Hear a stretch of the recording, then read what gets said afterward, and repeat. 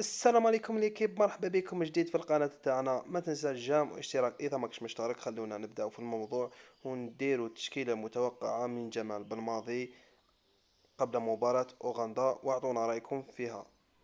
المهم نبداو على بركة الله خوتي. في حراسة المرمى خوتي عندنا ماندريا.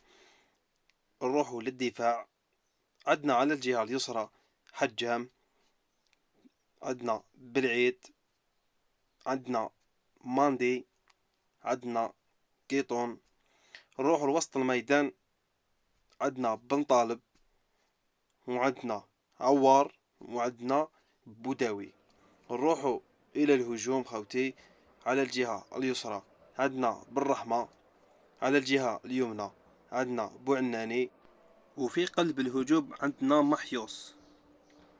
المهم خاوتي، حقنا لنهاية الفيديو. ما تنسى الجام واشتراك اذا مكش مشترك، ونتلاقاو في فيديو جديد ان شاء الله، والسلام عليكم.